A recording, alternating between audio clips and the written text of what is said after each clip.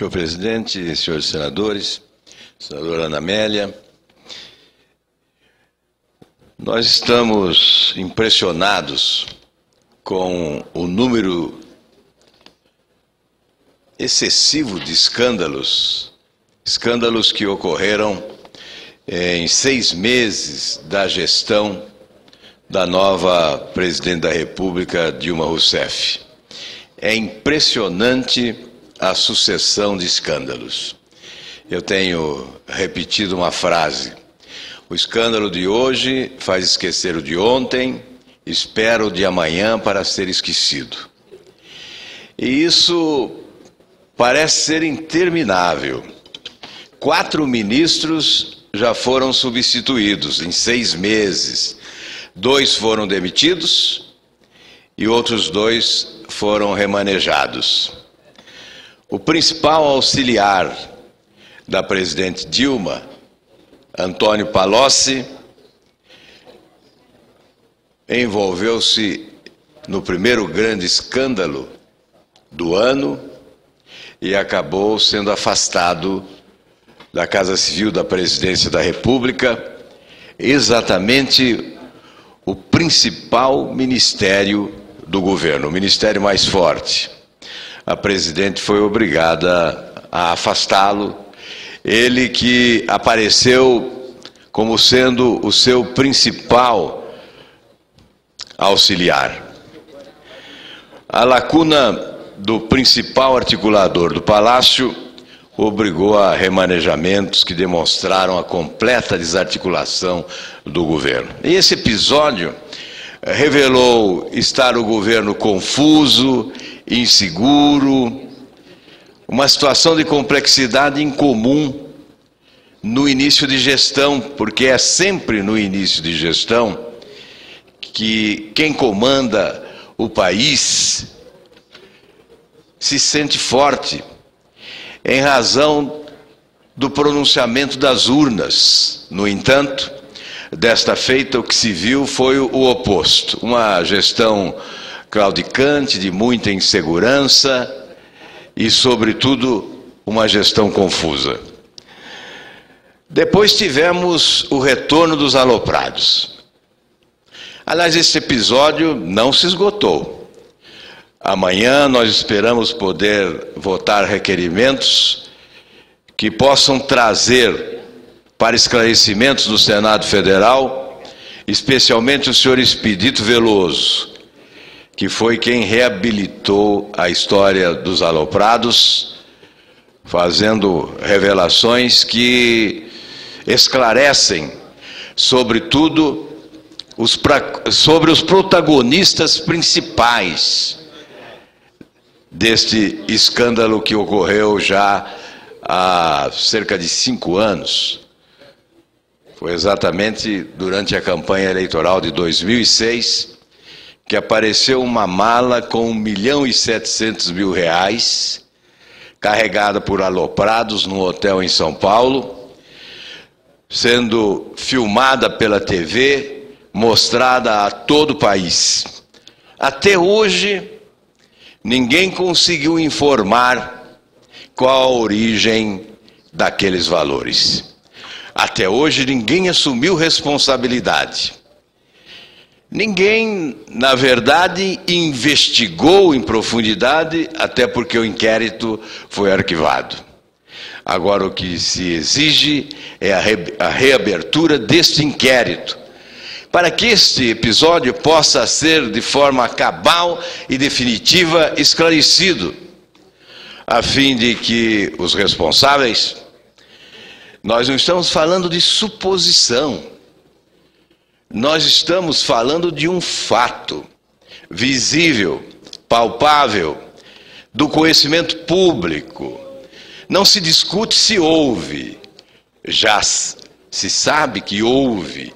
O que está prevalecendo é aquela tese já de rotina, nos últimos 8 anos e meio. Às vezes admite-se a existência do crime, mas não se admite a existência de criminosos. É o que está ocorrendo em relação aos aloprados. se admite que o crime existiu. Não há quem no país que afirme o contrário, que negue a existência deste crime. Afinal, afirmar que não há provas seria abusar da ingenuidade das pessoas e, sobretudo, subestimar a inteligência delas, já que uma mala com R$1.700.000 certamente é uma prova material consistente que não pode ser ignorada, que não pode ser desprezada. Portanto, o crime existiu. É preciso punir agora os criminosos. Em alguns episódios dos últimos anos, os coadjuvantes foram punidos. Neste caso, nem mesmo os coadjuvantes.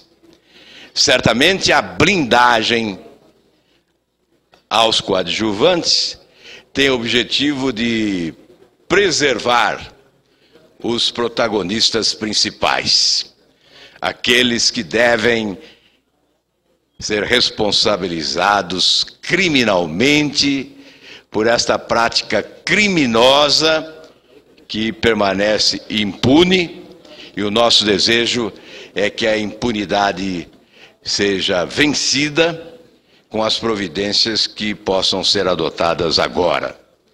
O nosso partido já pediu a reabertura deste inquérito.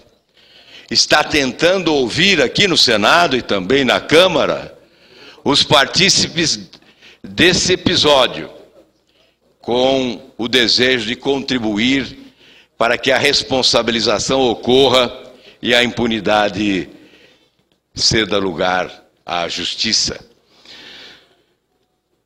Além dos aloprados, tivemos, aliás, talvez a sorte dos aloprados tenha sido o escândalo que explodiu logo a seguir, no âmbito do Ministério dos Transportes, que promoveu a derrubada de mais um ministro e que vai permitir, ouçamos amanhã aqui no Senado Federal, o senhor Pagô, que está no epicentro desta crise, mas certamente não aceitará ser responsabilizado com exclusividade.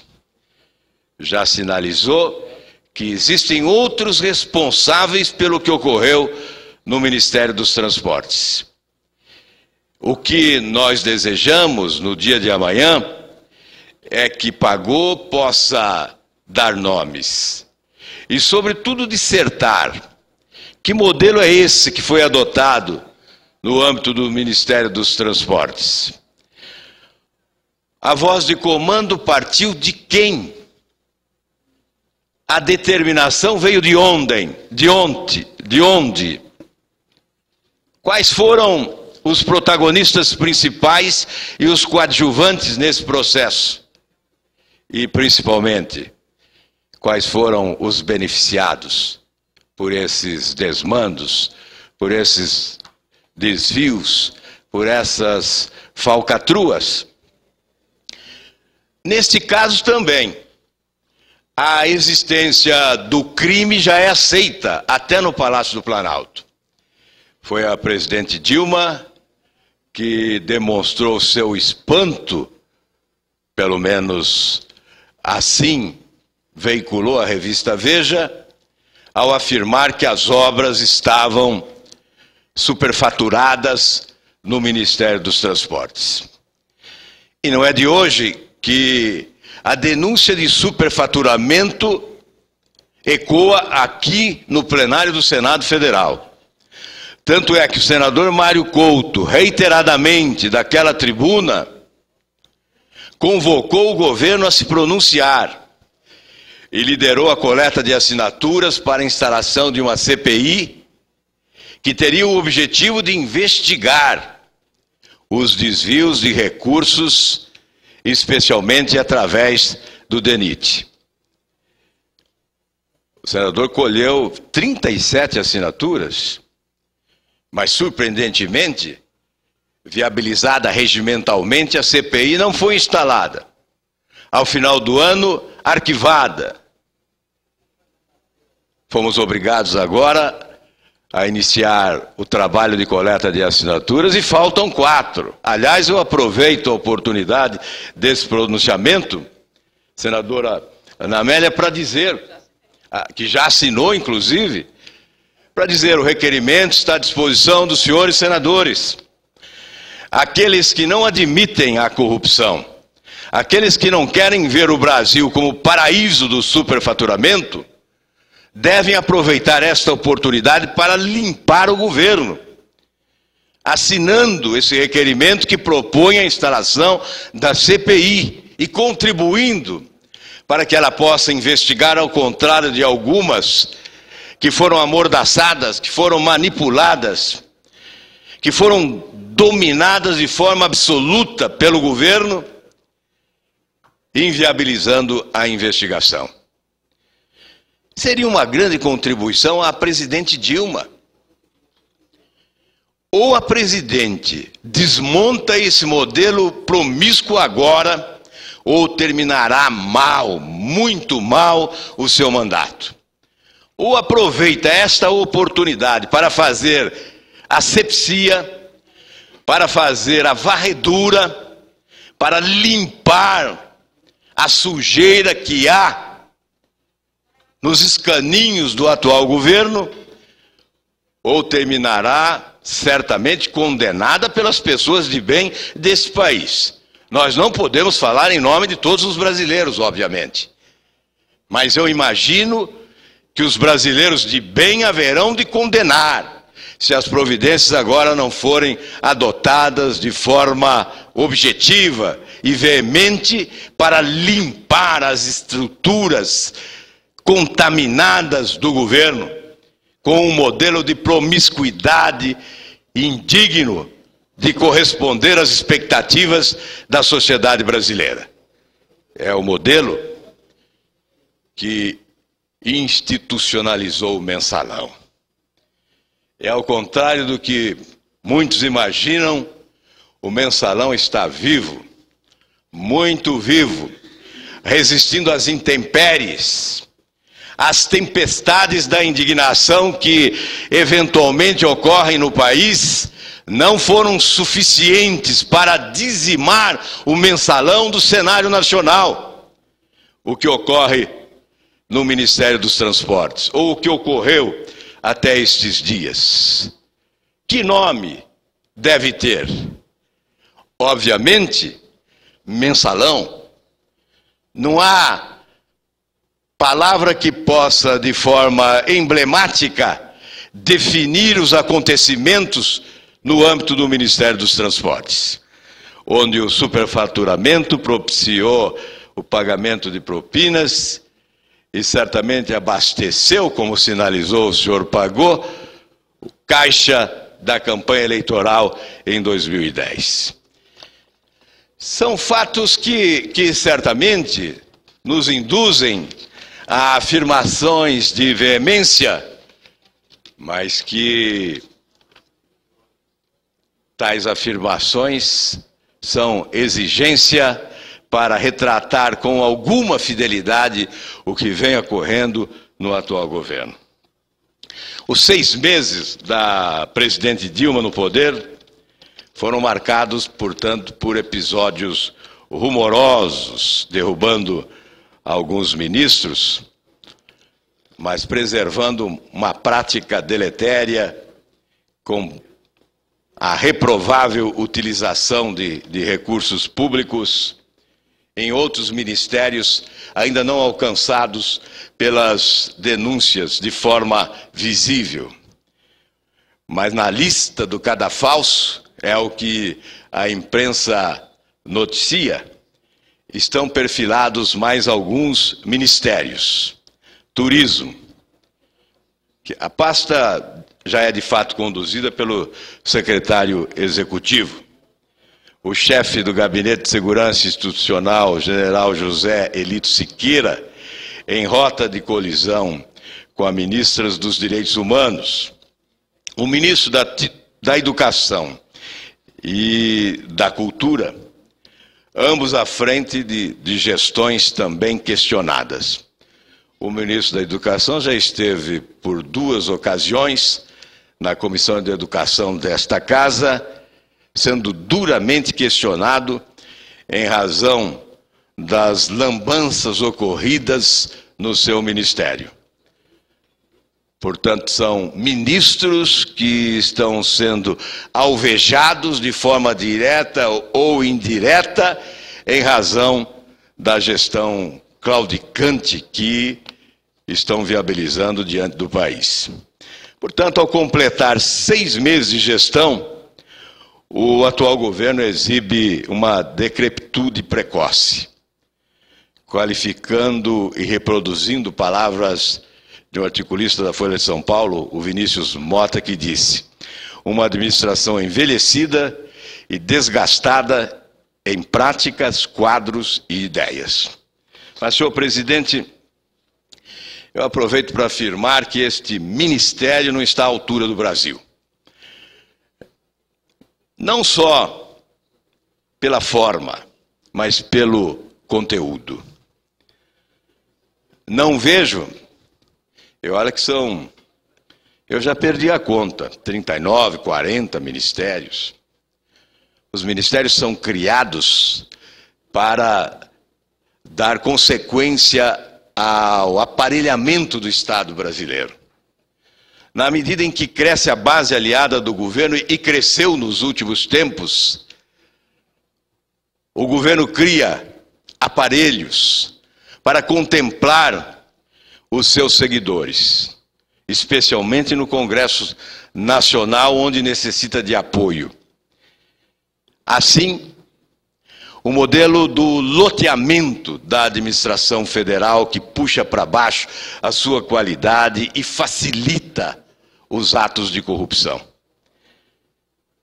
Este loteamento que entrega a cada partido que apoia o governo um lote, e o partido se torna proprietário dele, e o ministro nem sempre é indicado em razão dos critérios essenciais da probidade, da competência, da qualificação técnica, mas em razão de outros interesses, muitas vezes escusos, e quase sempre se sente muito mais grato ao partido do que a presidente. Com esse modelo, a presidente apenas aceita, o partido impõe, e o ministro deve satisfações ao partido e não à presidente. Portanto, é um modelo incompetente, é um modelo permissivo e, sobretudo, desqualificado, que desrespeita as aspirações e as expectativas do povo brasileiro. Este é o modelo que tem que ser destruído, e nós vamos insistir incansavelmente para que não se perca esta oportunidade. Eu disse que o ministério é medíocre, que o ministério claudica exatamente por falta de qualidade técnica, já que prevalecem os interesses partidários nem sempre éticos. E, evidentemente, quem sofre as consequências é o país, que desperdiça oportunidades preciosas de desenvolvimento e de avanço e de modernização. Nós queremos também, senhor presidente, dizer que a promiscuidade não está apenas em atos executivos materiais, palpáveis. A promiscuidade está na elaboração de uma legislação que preserva a impunidade e estimula a corrupção. São as medidas provisórias, especialmente, que são utilizadas como instrumento para a adoção de normas legais que possibilitam a corrupção de forma impune. O exemplo maior, a medida provisória 527, denominada medida provisória da Copa, aprovada na semana passada, que, como consequência, terá que ser julgada pelo Supremo Tribunal Federal. Mais uma vez, a oposição se sente obrigada a recorrer ao Supremo Tribunal Federal diante das inconstitucionalidades flagrantes de uma medida provisória que significa um retrocesso e não avanço, como alguns querem afirmar, que recolhe práticas corruptas do passado, as trazem para a atualidade e querem fotografá-las como se significassem modernização de procedimentos licitatórios no país. Ao contrário, é retrocesso, é abertura das portas e janelas para a corrupção. É, sobretudo, o estímulo ao tráfico de influência. É o mecanismo adotado para a retribuição de contribuição financeira obtida em campanha eleitoral. É, sobretudo, o mecanismo adotado para privilegiar aqueles que são mais próximos do poder, mesmo que para isso tenham que definir como modernidade o segredo em valores orçamentários, impossibilitando que a sociedade saiba o preço final de uma obra em execução. Foram já, na esteira desse procedimento, senhor presidente, cerca de 6 ações diretas de inconstitucionalidade que a oposição protocolou no Supremo Tribunal Federal. Eu vou concluir, senhor presidente. Já vejo movimentação para a posse do senador, que substituirá nesta casa Itamar Franco. E vou concluir esse pronunciamento antes mesmo do final do meu tempo, para dizer: o Senado pode oferecer uma contribuição nesse processo de mudança que pode salvar o governo Dilma Rousseff, exatamente sendo contundente nas suas ações, abrindo espaço para a investigação, estimulando a investigação judiciária que há de ocorrer no Ministério, aliás, no Ministério Público, com participação da Polícia Federal, para que a população brasileira possa ser esclarecida quem são os responsáveis pelos desvios, se há crime e há reconhecimento de que o crime existe, quem são os criminosos, o que ocorrerá com eles, e os recursos desviados serão restituídos aos cofres públicos do país. Estas são as questões que devem ser respondidas, e o Senado tem essa responsabilidade.